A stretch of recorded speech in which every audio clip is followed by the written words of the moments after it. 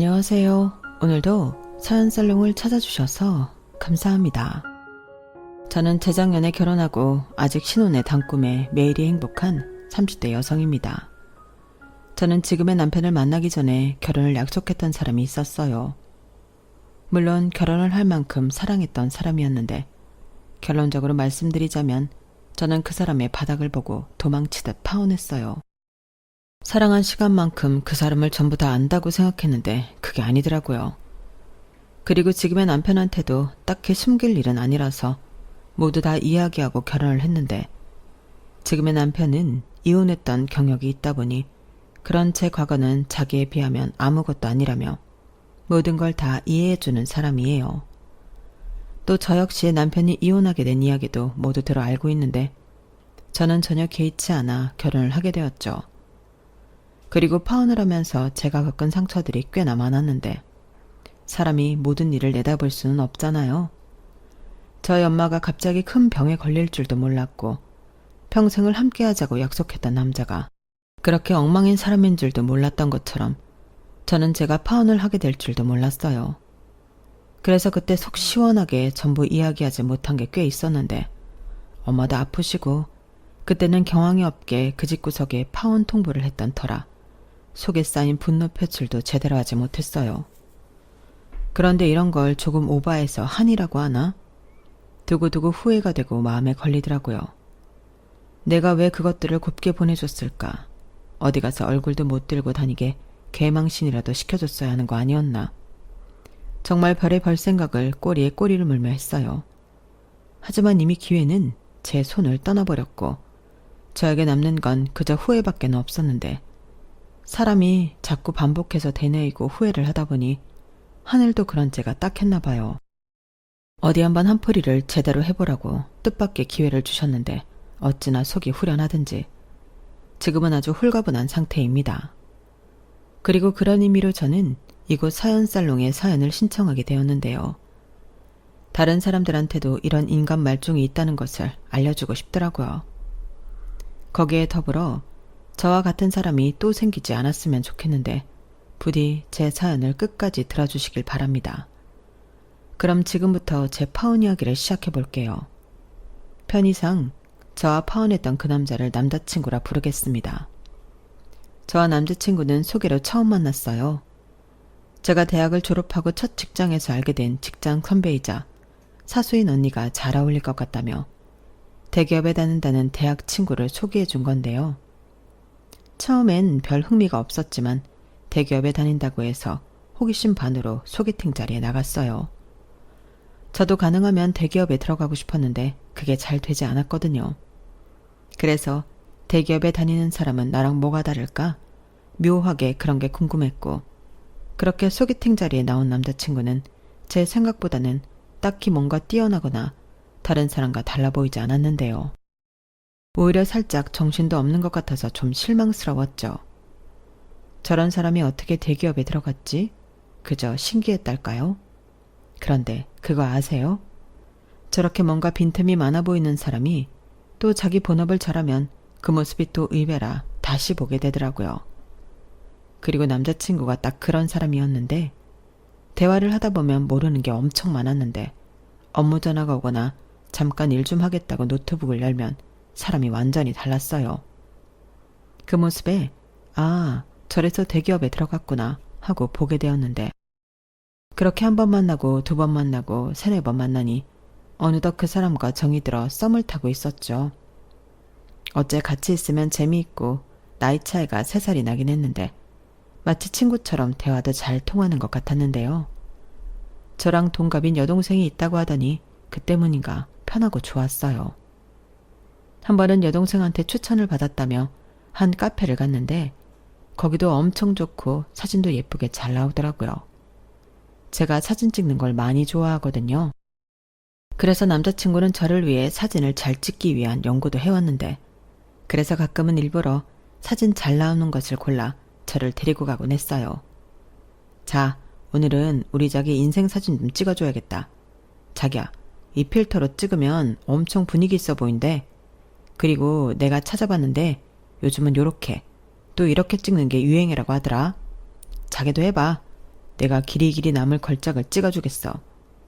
이렇게 저를 위해 맞춰줬는데 솔직히 사진 좋아하는 여자들, 남자들이 별로 안 좋아한다고 알고 있었기에 저는 남자친구가 너무 고마웠어요. 저를 만나기 전에는 프로필 사진에 아무것도 없을 정도로 사진에 무관심했던 사람이었는데 저를 위해 저렇게 노력을 해주니 고맙지 않을 수가 없었죠.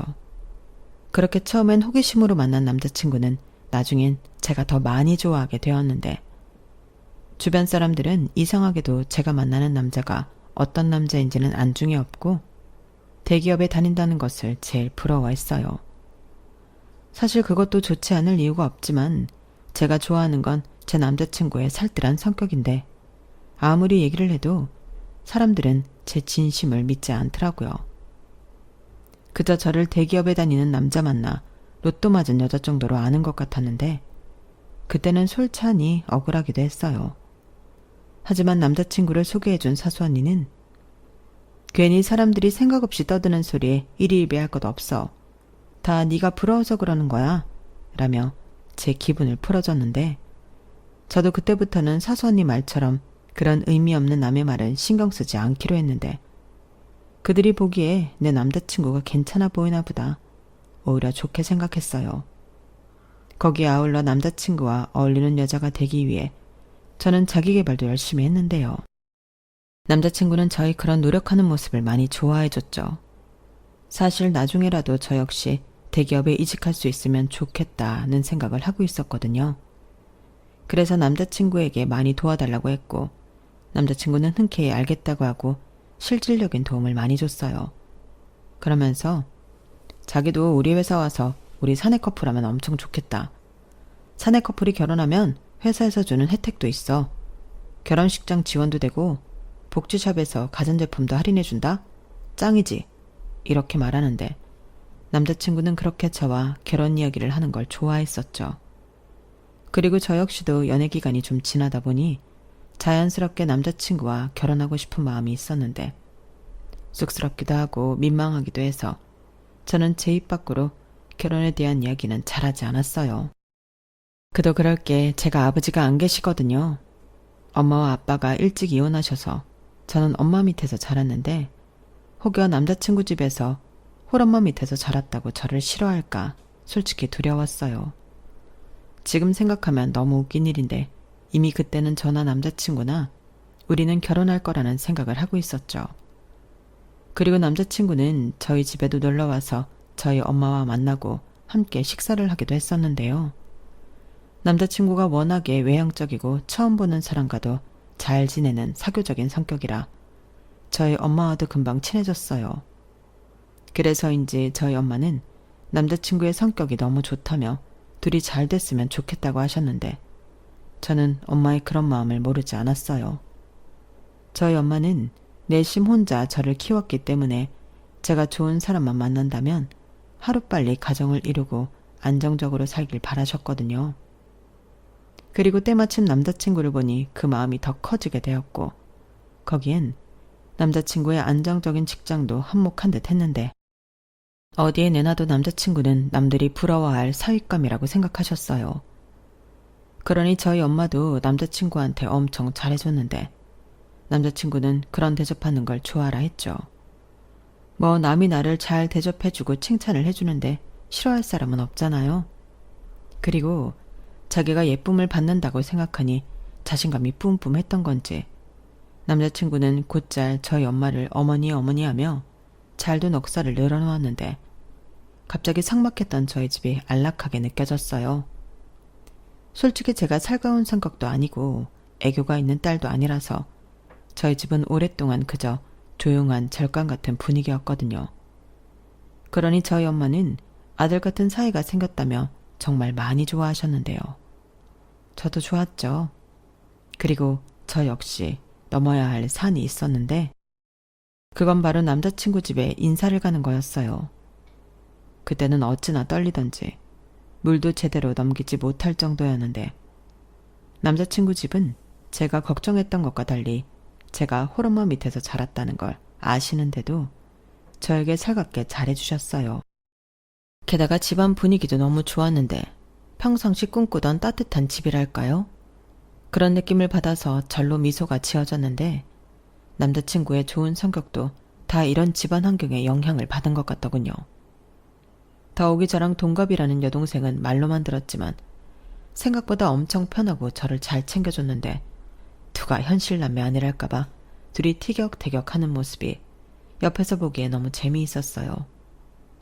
제가 다른 형제가 없다 보니 남매 사이라는 게 이런 거구나 신기하더라고요.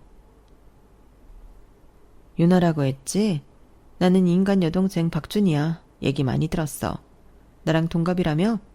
우리 어쩌면 건너 친구 막 겹치고 그러는 거 아니야? 아무튼 우리 오빠랑 연애하는 건 솔직히 비추인데. 이렇게 만나게 돼서 반가워. 야, 박준이. 무슨 비추야. 완전 강추지. 그리고 우리 결혼할 사이인데 이름 막 부르지 마라. 어디서 새언니 이름을 막 불러. 아, 그리고 내가 미리 경고하는데 시누이 짓 할 생각은 하지도 마. 웃기고 있네. 아직 식 안 올렸잖아. 식 올리기 전까지는 내 친구야. 그치 유나야. 그리고 우리 오빠에 대해 궁금한 건 나한테 물어봐. 본인이 본인에 대해 투명하게 공개했겠어? 내가 진실 말해줄게. 무엇이든 물어봐. 아, 그럼 우리 집에 시집 안 온다고 하려나? 아우 시끄러워. 너는 오빠가 모처럼 여자친구를 데려왔는데 왜 이렇게 까칠하게 구니? 그러다 정말인 줄 알고 유나가 믿으면 어쩌려고 그래. 유나야, 제 말 듣지 마. 우리 아들 진짜 괜찮은 애거든? 주변에서도 대기업 다니는 아들이라고 얼마나 자기 딸 소개시켜달라고 난린대. 근데 우리 아들은 유나 너밖에 없다고 하더라. 그래서 여담이지만 좋은 혼처도 많이 놓쳤어. 그래서 내가 너 진짜 어떤 앤지 보고 싶었다. 근데 지금 보니까 너무 예쁘고 참하네. 우리 아들이 왜 그렇게 유나 노래를 했는지 알겠어? 거참 당신은 뭐하러 그런 얘기를 해. 괜히 유나가 오해하잖아. 유나야, 그래봤자 고작 한두 명이었어. 그것도 말만 좀 나왔을 뿐이지 아무 일도 없었다. 그치 박준호? 아빠도 참 그게 더 수상하거든. 별소리를 다 해. 나보다 유나가 아까운 게 맞지. 봐봐. 유나는 예쁘지 싹싹하지. 그리고 성격도 얼마나 꼼꼼한데. 박준이랑 완전 달라. 아이씨, 왜 자꾸 나를 걸고 넘어져. 그래, 오빠 네 여자친구 짱이다. 됐냐? 됐다 그래. 그렇게 인정해주니까 얼마나 좋아. 그리고 앞으로도 유나 데리고 집에 자주 놀러 올 거니까 잘해줘. 미래에 우리 한 식구 될 사이니까. 알겠지? 그렇게 처음 예비시댁에 방문했을 때 그 자리며 분위기는 참 유쾌하고 좋았어요. 늘 엄마와 둘만 있어 조용한 집과는 다르게 활기가 넘치는데 이런 게 사람 사는 집인가? 그런 생각이 들더라고요. 그리고 뭐랄까 예비시댁에 다녀온 후 남자친구와 더 결혼하고 싶은 마음이 생겼는데요. 남자친구 말처럼 저도 그 집 식구가 되고 싶었어요. 그리고 몇 달 뒤 제법 남자친구의 가족과 제가 친해지고 저희 엄마와 남자친구가 친해졌을 무렵 남자친구는 멋은 좀 없지만 저에게 결혼하자고 프로포즈를 했는데 풍선 달고 꽃장식에 촛불 같은 이벤트는 없었지만 남자친구가 이제 우리 그만 연애하고 결혼하자는 그 말이 좋기만 했죠. 게다가 남자친구는 양가에 손 벌리지 말고 반반 결혼하자고 했는데 저는 그것도 너무 반가운 소리였어요. 요즘은 다 그렇게 반반 결혼한다는 걸 알고 있었고 평소 결혼 생각이 있던 저는 차곡차곡 돈도 잘 모으고 있었거든요. 그리고 아무래도 저 때문에 고생한 엄마인데 결혼한다고 손까지 벌리고 싶진 않았는데 남자친구가 먼저 이야기를 해주니 나중엔 고맙기까지 하더군요. 그런데 그런 마음도 잠시 정작 반반 결혼 얘기를 꺼낸 남자친구의 재정 상태는 제가 생각한 것보다 훨씬 충격이었는데요. 저는 8천 정도 모아둔 반면 남자친구가 모았다는 돈은 4천만 원이 조금 넘었어요. 그러니까 정말 딱 2배 차이가 났는데 저희 둘은 서로 다른 의미로 깜짝 놀랐죠. 그리고 남자친구는 저더러 어떻게 돈을 이렇게나 모았냐고 물었는데 저는 거꾸로 묻고 싶은 걸 겨우 참았어요. 솔직히 대기업이면 저보다 연봉도 높고 그러니 당연하게도 돈을 꽤 모았을 거라 생각했거든요. 그렇다고 집이 어려워서 생활비를 대주고 있던 것도 아니면서 그동안은 돈 안 모으고 뭐 했냐고 묻고 싶었는데 그럼 또 기분이 상할 것 같아서 못 물어보겠더라고요. 하지만 내심 반반 결혼인데 남자친구가 모은 돈을 기준으로 하면 둘이 합쳐 8천만 원이고 그 돈으로 신혼집에 결혼식에 신혼여행까지 다 할 엄두가 나지 않아 계속 가만히 있을 수는 없었는데 그건 얘기해야겠더라고요. 그리고 남자친구는 제가 그렇게나 돈을 많이 모았을지 몰랐다며 자기가 어떡하든 제 돈 8천만 원을 맞춰오겠다고 했는데 저는 행여 대출을 받을 생각일까봐 그럼 그냥 내가 4천만 원 더하는 걸로 하고 준비를 하자고 했어요. 하지만 남자친구는 아니야, 그럼 반반 결혼이 아니지. 일단 집에 얘기는 해보려고. 아들이 모은 돈이 부족하다고 하는데 좀 도와주지 않겠어? 라며 비교적 쉽게 얘기하더라고요. 솔직히 저는 서로 얼마를 모았는지 오픈하기 전에는 제가 모은 돈이 부족할까봐 걱정을 했었거든요. 그런데 오히려 그 걱정은 남자친구의 몫이 되었고 며칠 뒤 남자친구로부터 집에서 1억을 지원받기로 했다는 소식을 전해 듣게 되었어요. 그러니까 자기는 1억 4천만 원을 준비할 수 있다고 하는데 무슨 돈 놓고 돈 먹는 도박도 아니고 이젠 제가 6천만 원이 부족한 상황이 되어버렸어요. 그리고 남자친구는 생각해보니 8천만 원씩 둘이 합쳐봤자 1억 6천만 원인데 그 돈으로 서울의 아파트 전세는 택도 없지 않냐며 집에서 1억 해준다고 해서 좋다고 했는데 어째 저도 부족한 돈을 만들어 오라는 듯 들리더군요. 그래서 정말 그러긴 싫었지만 엄마한테 슬쩍 이야기를 했고 엄마는 무슨 그런 걱정을 하냐며 저에게 2억 가까이 된 통장을 건네셨어요. 그리고 엄마는 저에게 엄마도 우리 딸 시집갈 때 쓰려고 모아놓은 돈이 있지. 너는 그런 일이 있으면 엄마한테 말을 하지. 왜 혼자 소가리를 하고 있었어? 자, 이거 가져가서 결혼 준비했어. 라고 하셨는데 정말 선뜻 그 통장을 덥석 챙길 수가 없겠더라고요. 분명 저 돈 모은다고 엄마가 고생했을 게 뻔했는데 너무 미안했어요. 그래서 저는 부족한 6천만 원만 달라고 나머지는 엄마가 쓰라고 말씀을 드렸는데요. 엄마는 싫다고 저더러 가지고 있으라고 하셨죠. 하지만 이걸 다 가져가면 또다시 남자친구는 반반 결혼을 위해 돈을 맞춰야 할 것 같았고 저는 나중에 제가 돈 필요하다고 할 때 도와줄 비상금이라고 생각하고 엄마가 들고 있어 달라고 했는데 엄마는 저의 그 말에는 알겠다고 수긍하셨어요. 그리하여 저는 남자친구처럼 1억 4천만 원을 맞춰 우리 둘이 2억 8천만 원이라는 돈을 가지고 결혼 준비를 하게 되었는데 확실히 자금이 넉넉하니 편하긴 하더라고요. 하지만 서울의 아파트 전셋값은 생각했던 것보다 훨씬 비쌌는데 사람 눈이라는 게 그렇잖아요. 마음에 드는 곳 한 번을 보니 다른 건 눈에 들어오지 않고 어떡하든 그 집으로 하고 싶었는데 저희가 신혼집으로 꽂힌 집은 한강이 보이는 아파트였어요.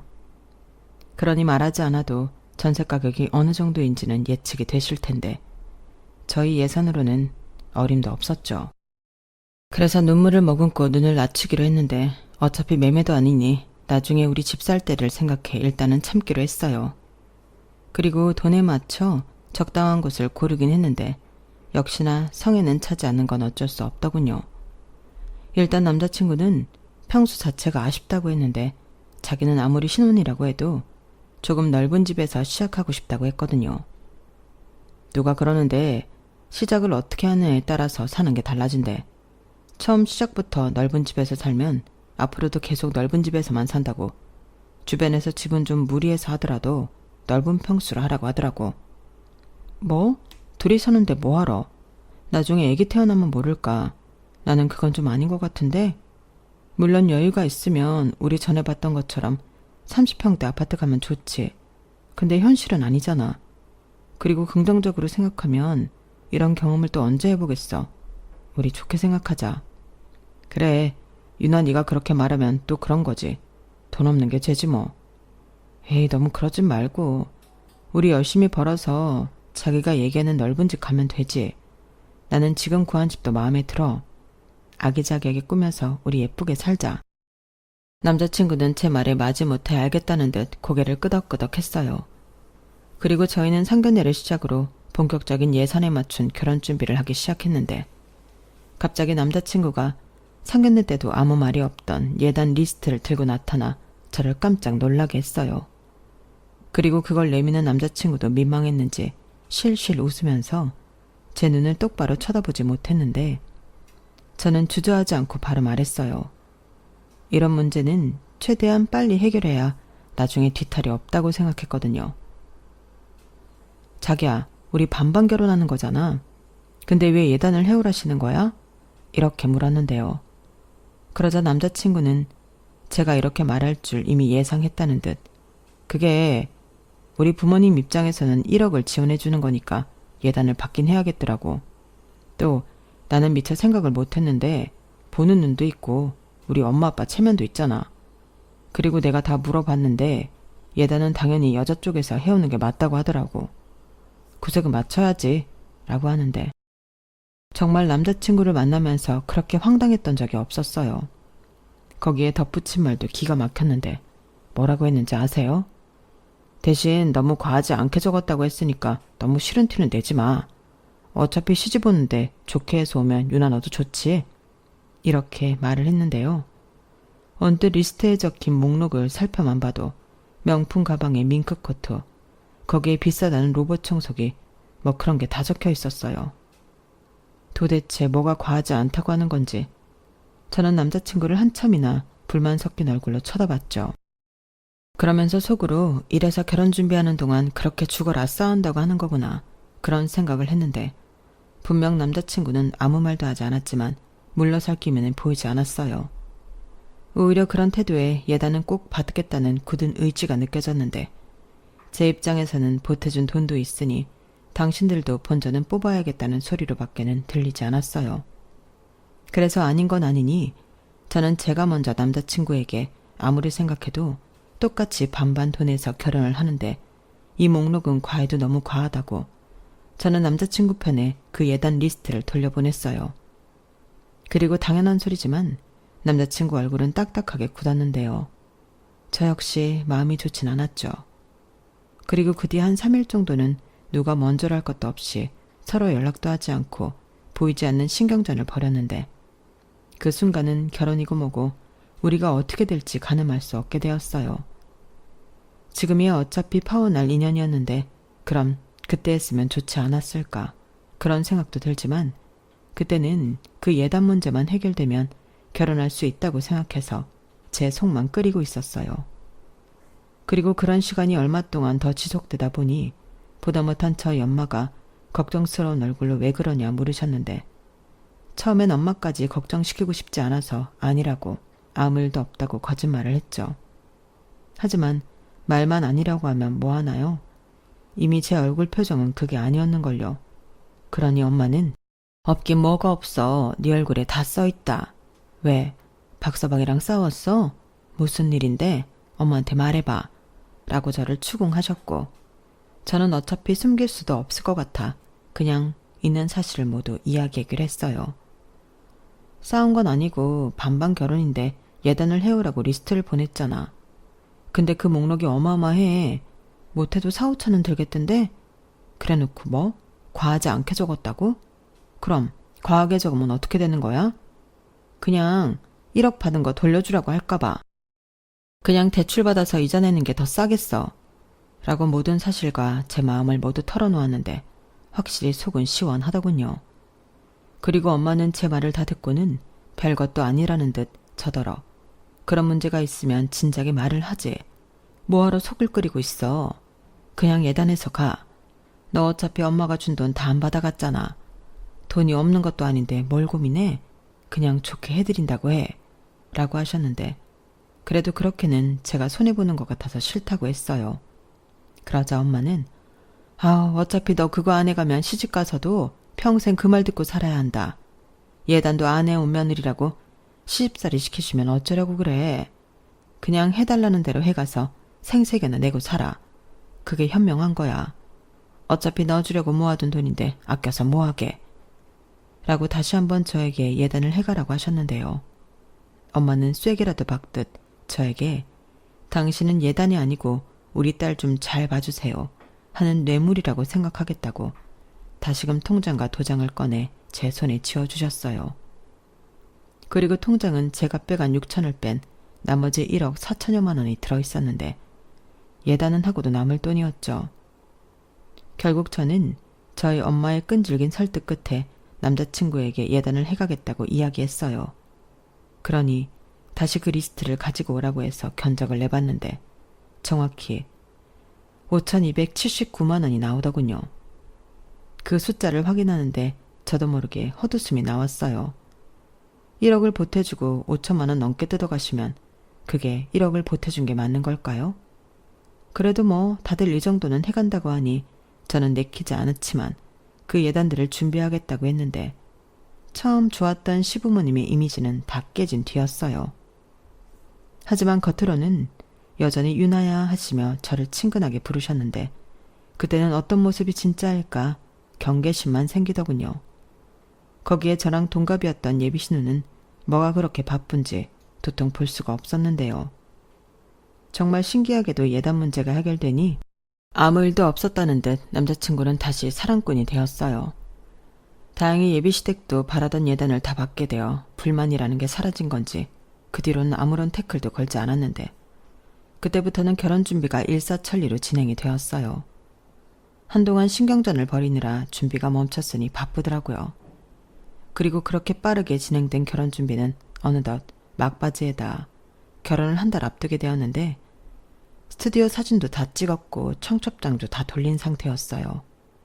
다만 주변에서 예단을 너무 빨리 해서 주지 말라고 하는 소리가 있어 그것만 좀 나중으로 미루고 있었는데 뭐 저한테 말은 하지 않았어도 본인들은 빨리 받고 싶어 애가 터졌을 거예요. 그래도 어차피 줄 예단이니 조금 더 시간을 끌고 싶은 마음이 있었는데 그런 마음이 나빴던 걸까요? 언제부턴가 엄마가 피곤하다, 어지럽다, 속이 더부룩하다 하시며 평소랑은 다르게 얼굴색이 나빠지셨는데 자식들 입장에서 걱정을 안 할 수가 없었어요. 게다가 저는 한 달 뒤면 시집을 갈 딸이었으니 더 미룰 수도 없이 엄마를 모시고 병원을 찾았는데 평소 같으면 됐어, 엄마가 알아서 해 라며 거절했을 엄마가 아프시긴 많이 아프신지 제가 병원 예약을 했다고 하니 순순하게 따라 나서시더라고요. 그리고 엄마는 그렇게 따라간 병원에서 간암 상기 판정을 받으셨는데 그때는 하늘이 무너지는 기분이었어요.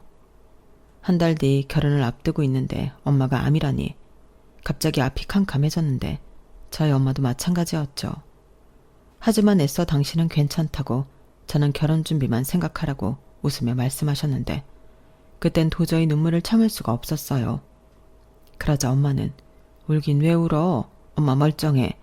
엄마 치료 잘 받을 거고 우리 딸 결혼식에도 참석할 거야. 우리 딸 웨딩드레스 입는 걸 꼭 봐야지. 우리 딸 엄마 못 믿어?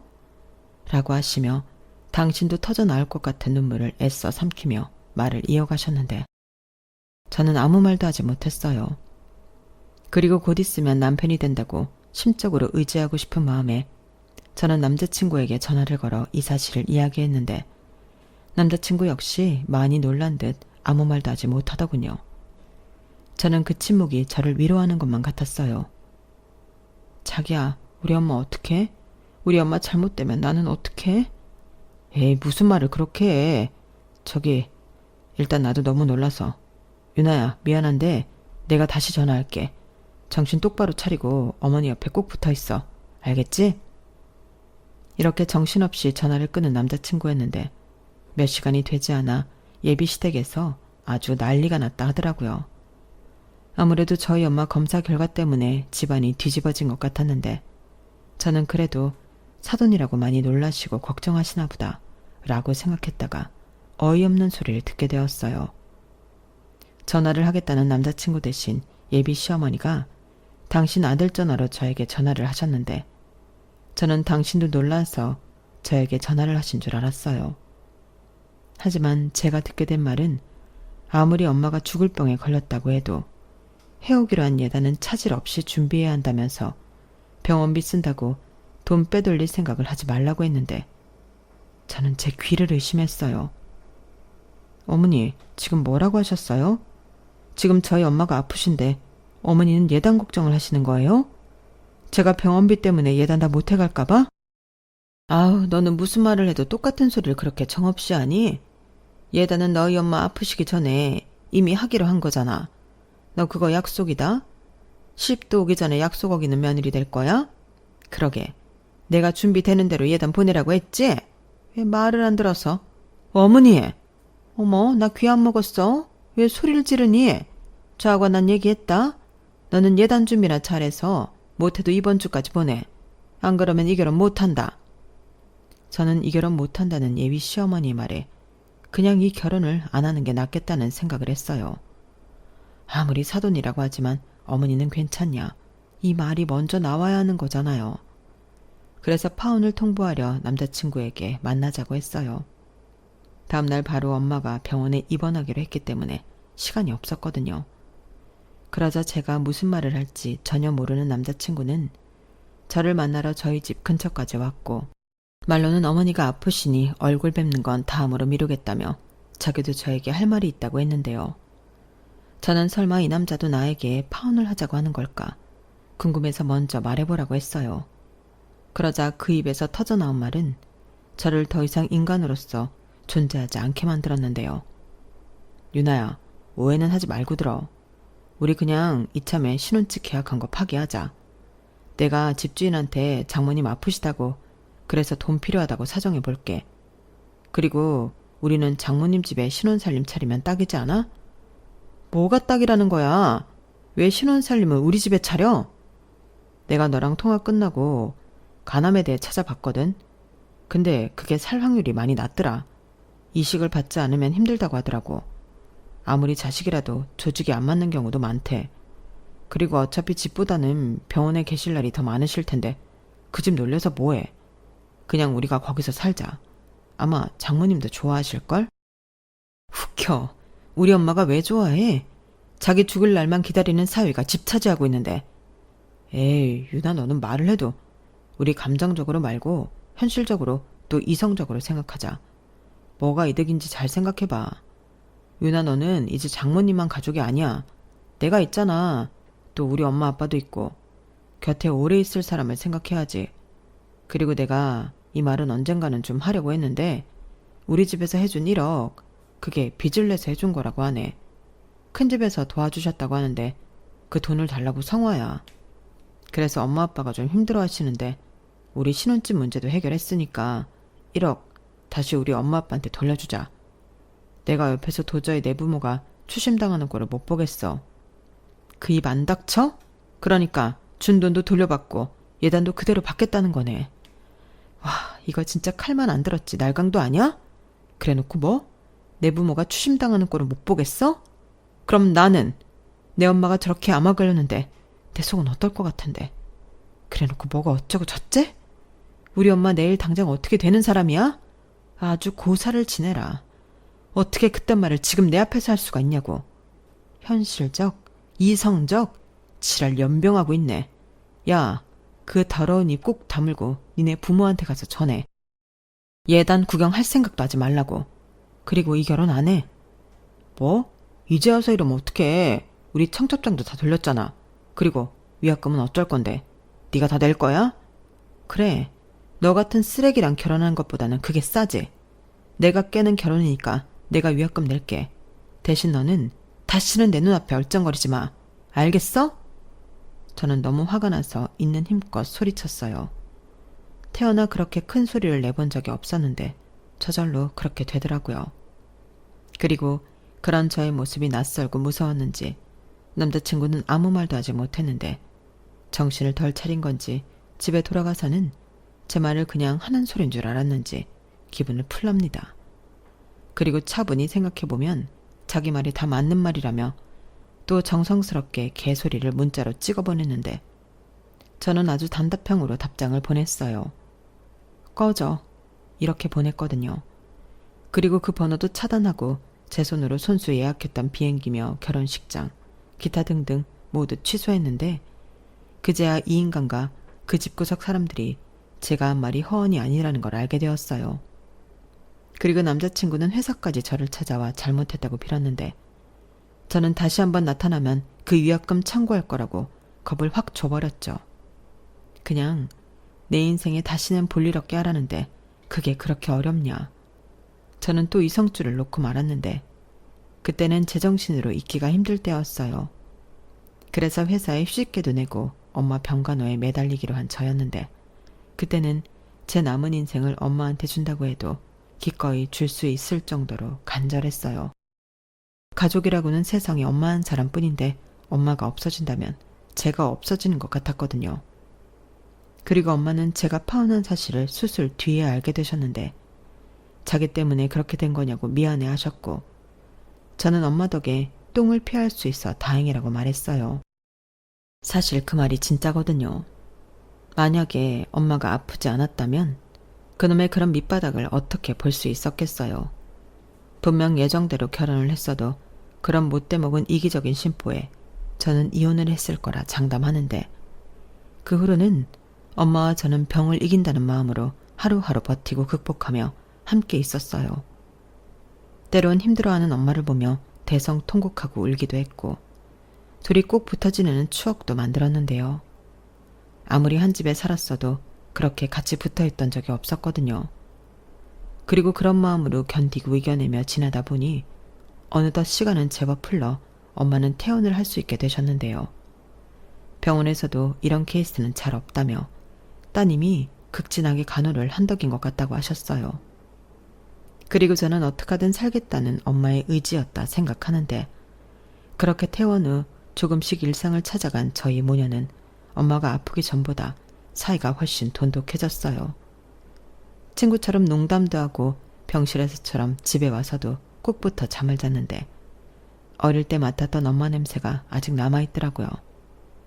그 냄새가 어릴 때는 엄마가 일하느라 바빠서 저에겐 늘 그리운 냄새였는데 매일같이 그런 엄마의 냄새를 맡을 수 있으니 저는 거꾸로 지금이 너무 편했어요.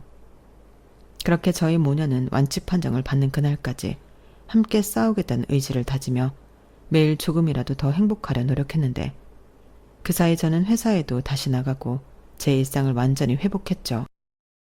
회사에서도 제가 파혼하고 엄마 병간호를 한다는 사실이 알려져 저를 걱정해주는 사람들도 많았는데 그때는 참 감사한 마음이 들었어요. 이렇게 가족이 아닌 남도 걱정해주고 응원해주는 것을 하마터면 진짜 가족이 될 사람한테는 받지 못했다니. 아무리 생각해도 파혼은 정해진 답이나 마찬가지였어요. 그리고 그때까지 상황 판단이 잘 안 됐던 사수 언니는 다소 걱정스러운 얼굴로 저에게 자초지정을 물었고 저는 저 언니도 몰라서 그런 놈을 나에게 소개했겠거니 하는 생각에 제가 파혼을 하게 된 경위를 설명했어요. 그러자 마치 제가 거짓말을 한다는 듯 믿을 수 없다는 얼굴이었는데요. 참 희한한 건 그 이후로 그 사수 언니와 저는 멀어진 사이가 되었어요. 뭐 어쩔 수 없는 일이었죠. 사실 파혼한 남자친구와 엮여있는 사람이라 잘 지내는 것도 꽤 불편하다 생각했거든요. 그리고 저는 이렇게 된 거 이직을 하는 것도 나쁘지 않을 것 같다는 생각을 품게 되어 이직 준비를 하게 되었고 참 아이러니하게도 대기업 남자친구와 어울리는 사람이 되려 준비한 것들이 이직에 굉장히 많은 도움이 되었어요. 그래도 그놈이 허당은 아니었는지 옆에서 해준 어드바이스가 꽤 쓸모 있더라고요. 그래서 저도 이젠 대기업에 다니고 있는데 다행히 그놈이 다니는 회사는 절대 아닙니다. 하지만 제 삶의 질이 좋아진 건 확실한데 저희 엄마도 열심히 병원에 다니며 치료에 전념한 끝에 재작년에 완치 판정을 받으셨어요. 3기에서 완치까지 그 5년이 마치 50년처럼 느껴진 하루하루였는데 엄마가 완치 판정을 받던 날 얼마나 많이 기쁨의 눈물을 흘렸는지 모릅니다. 그리고 암이라는 게 아무리 완치 판정을 받았다고 해도 재발할 수 있는 고약한 놈이라 더 열심히 건강관리를 하며 병원에 정기적으로 다녀야 했는데 사람의 인연은 참 알 수가 없어요. 제 지금 옆에 있는 남편이 그 병원에 근무하는 의사선생님이거든요. 제가 엄마 덕에 병원 생활을 오래 하고 또 통원한다고 병원에 자주 오니 그런 기가 막힌 인연도 만날 수 있게 되었어요. 저희 남편은 내과 의로 가끔 외래진료를 볼 때만 만날 수 있었는데 그렇게 인연을 키워오다 서로 좋은 감정을 갖게 되었어요. 그리고 신혼의 단꿈에 젖어 있는 지금도 그간 있었던 일들을 회상하면 놀라울 정도인데 그래도 끝은 모두 해피엔딩이니 얼마나 다행인지 몰라요. 물론 결혼 생활도 더 해봐야 진짜 해피엔딩인지 알 수 있겠지만 여기서 가장 중요한 건 제가 지금 너무 행복하다는 거예요. 대신 그때 파혼하면서 그 못된 인간들 그렇게 순순하게 보내준 게 사실 너무 분했는데, 여러분, 제가 어떤 일을 또 겪었는지 아세요? 아마 들으시면 깜짝 놀랄 일일 텐데요. 제가 저희 남편 병원에 남편이랑 점심 식사를 하려고 간 적이 있었거든요. 그날은 제가 모처럼 월차를 내고 시간이 많아서 남편에게 서프라이즈를 해주러 간 날이기도 했는데, 아니, 글쎄 남편 외래 진료에서 저와 파혼한 남자친구와 그 엄마를 보게 되었어요. 딱 보니 진료를 받으러 온 것 같았는데 저를 보더니 두 사람 다 깜짝 놀라더라고요. 저 역시 너무 뜻밖의 만남이라 놀라지 않을 수 없었는데, 이내 전 남자친구는 저에게 다가와 아주 반갑다는 듯 인사를 했어요.